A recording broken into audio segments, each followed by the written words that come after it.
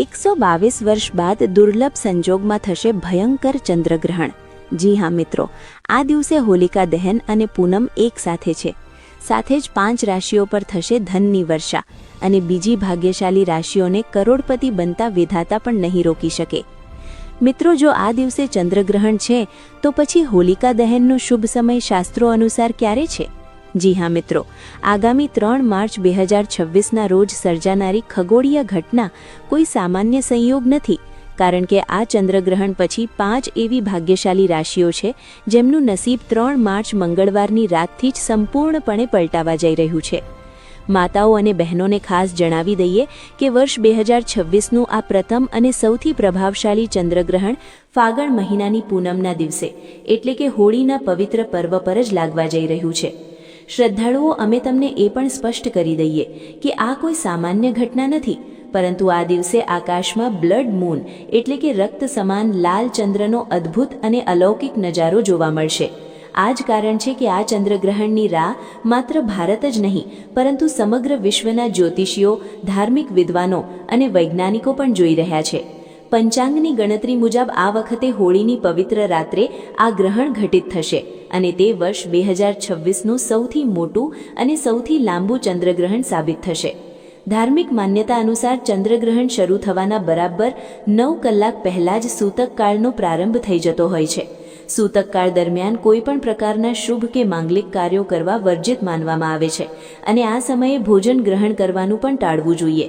એવી પ્રબળ માન્યતા છે કે આ અશુભ સમયગાળામાં કરેલા કાર્યોનું યોગ્ય ફળ મળતું નથી।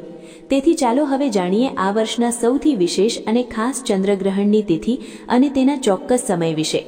અમે તમને આ વિડીયોમાં વિગતવાર સમજાવીશું કે આ ગ્રહણ કેટલા કલાક સુધી ચાલશે, તે કયા કયા દેશોમાં અને ભારતના કયા ભાગોમાં દેખાશે અને ખાસ કરીને એ કઈ 5 રાશિઓ છે જેમની કિસ્મત આ ગ્રહણ પછી સૂર્યની જેમ ચમકવા લાગશે। અમે તમને એ પણ જણાવીશું કે દેવાધિદેવ મહાદેવની અપાર કૃપા કઈ રાશિના જાતકો પર સૌથી વધુ વરસવાની છે। એવું કહેવાય છે કે જે વ્યક્તિ પર ભોલેનાથની એક નજર પડી જાય છે તેનું આખું ભાગ્ય બદલાઈ જાય છે, તેના ગ્રહોના નક્ષત્રો ઊંચા આવી જાય છે અને જીવનમાં અચાનક સુખ, શાંતિ અને સમૃદ્ધિનું આગમન થાય છે। એટલા માટે આપ સૌને નમ્ર વિનંતી છે કે આ વિડીયોને અંત સુધી ખૂબ જ ધ્યાનપૂર્વક જોજો, કારણ કે આ કોઈ સામાન્ય નહીં પણ અત્યંત પ્રભાવશાળી ચંદ્રગ્રહણ છે। કુલ 12 રાશિઓમાંથી કેટલીક એવી નસીબદાર રાશિઓ પસંદ થઈ છે જેમનું ભાગ્ય આ હોળી પછી બદલાવા જઈ રહ્યું છે। તેથી તમે લોકો કોમેન્ટ બોક્સમાં જય ભોલેનાથ અવશ્ય લખજો અને જો તમે ભગવાન શિવના સાચા ભક્ત હો તો આ વિડીયોને એક લાઇક જરૂર આપજો। હવે અમે તમને તમામ માહિતી ક્રમબદ્ધ આપીશું કે ગ્રહણનો સાચો સમય કયો હશે, સૂતક કાળ ક્યારે લાગશે અને તેની ધાર્મિક તથા જ્યોતિષીય અસરો કેવા રૂપે જોવા મળશે। ભારતીય સમયાનુસાર આ ચંદ્રગ્રહણ 3 માર્ચ 2026ના રોજ લાગવા જઈ રહ્યું છે। આ એક પૂર્ણ ચંદ્રગ્રહણ હશે જેને વિજ્ઞાનની ભાષામાં બ્લડ મૂન કહેવામાં આવે છે। તેની અસર સમગ્ર વિશ્વ પર જોવા મળશે અને ખાસ કરીને ભારત સહિત એશિયા, યુરોપ અને આફ્રિકાના દેશોમાં તે ખૂબ જ સ્પષ્ટ રીતે દેખાશે। ખગોળશાસ્ત્રીઓ જણાવે છે કે જ્યારે સૂર્ય, પૃથ્વી અને ચંદ્ર એક સીધી રેખામાં આવે છે અને પૃથ્વી પોતાની છાયાથી ચંદ્રને સંપૂર્ણપણે ઢાંકી દે છે ત્યારે સૂર્યનો પ્રકાશ સીધો ચંદ્ર સુધી પહોંચી શકતો નથી। આ જ અદ્ભુત ઘટનાને આપણે ચંદ્રગ્રહણ કહીએ છીએ। હવે જાણીએ આ લાંબા ગ્રહણનો સમય। મિત્રો, 3 માર્ચ 2026 મંગળવારના દિવસે ભારતમાં ચંદ્રગ્રહણ લાગવાનું છે। ભારતીય સમયાનુસાર આ ચંદ્રગ્રહણ બપોરે 2:14 શરૂ થશે અને સાંજે 7:53 પૂર્ણ થશે, જ્યારે ગ્રહણનો મુખ્ય એટલે કે સમય બપોરે 3:20 શરૂ થઈ સાંજે 6:47 પૂર્ણ થશે। શાસ્ત્ર મુજબ ચંદ્રગ્રહણનો સૂતક કાળ ગ્રહણના 9 કલાક પહેલા શરૂ થાય છે, એટલેથી આ દિવસે સૂતક કાળ સવારના 6:20 લાગુ પડશે અને ગ્રહણ પૂર્ણ થા સુધી એટલે કે સાંજે 7:53 સુધી રહેશે। આ જ દિવસે હોળીનો પવિત્ર તહેવાર હોવાથી શાસ્ત્ર અનુસાર ચંદ્રગ્રહણ અને સૂતક કાળ પૂર્ણ થયા પછી જ હોળી પૂજા અને હોળી દહન કરવું શુભ માનવામાં આવે છે। તેથી સાંજે 7:53 પછી સ્નાન કરીને, પૂજા સ્થળ શુદ્ધ કરીને, હોળીની સ્થાપના કરી, અગ્નિ પ્રજ્વલિત કરી હોળી પૂજન તથા દહન કરવું શ્રેષ્ઠ રહેશે। આ મહત્વપૂર્ણ માહિતી સૌ કોઈ સુધી જરૂર પહોંચાડજો. આ ચંદ્રગ્રહણ કુલ લગભગ 5 કલાક 39 મિનિટ સુધી ચાલશે અને તેની અસર પણ ખૂબ ઊંડી રહેશે. પ્રિય ભાઈઓ અને બહેનો, તમે આ વિડીયોને ચોક્કસ લાઈક કરજો અને ખાસ કરીને તે માતાઓ અને બહેનો સુધી પહોંચાડજો જેઓ ગર્ભવતી છે અથવા જેમના ઘરે નાના બાળકો છે.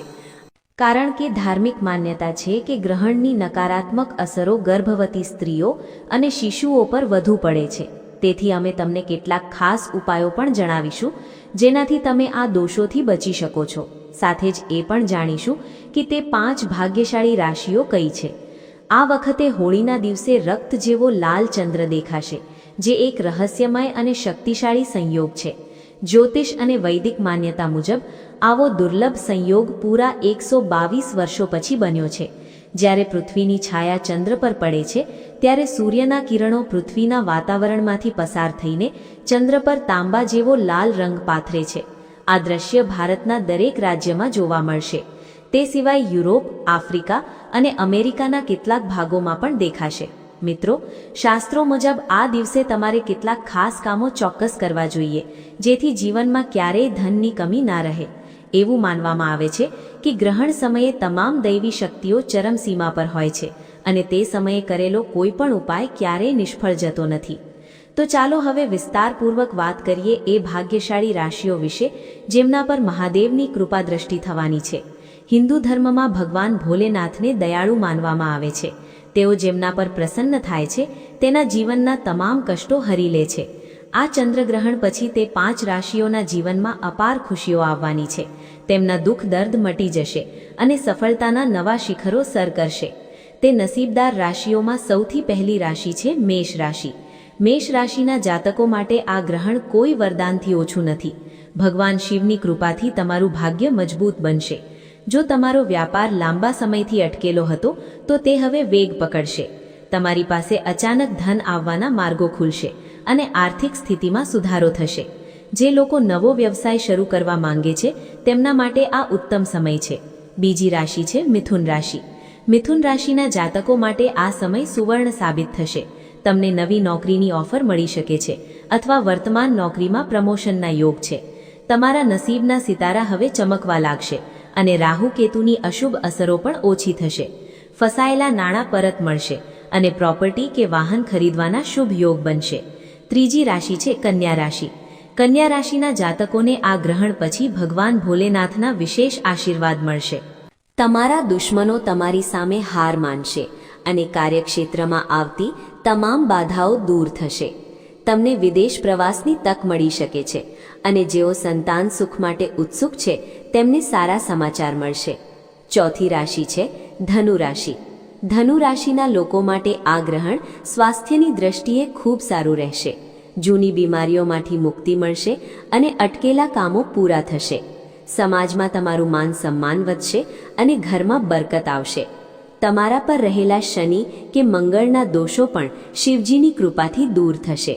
પાંચમી અને અંતિમ રાશિ છે વૃશ્ચિક રાશિ. વૃશ્ચિક રાશિના જાતકોના પારિવારિક જીવનમાં સુધારો આવશે અને મનમાં શાંતિ રહેશે. તમારો આત્મવિશ્વાસ વધશે અને તમે જે પણ નિર્ણય લેશો તેમાં સફળતા મળશે. કારકિર્દીમાં પ્રગતિના નવા દ્વાર ખુલશે અને મહાદેવના આશીર્વાદ હંમેશા તમારી સાથે રહેશે. મિત્રો, જો તમે હજુ સુધી વિડીયોને લાઈક નથી કર્યો તો અત્યારે જ કરો અને કોમેન્ટમાં જય ભોલેનાથ લખીને આ પવિત્ર ઊર્જાનો લાભ લો. મહાદેવ તમારા જીવનના તમામ કષ્ટો દૂર કરે એવી પ્રાર્થના.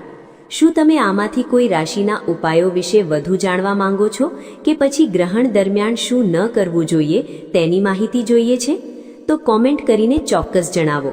અમે તમને વિડીયોના માધ્યમથી માહિતી આપવાનો પૂરો પ્રયાસ કરીશું. ધન્યવાદ મિત્રો.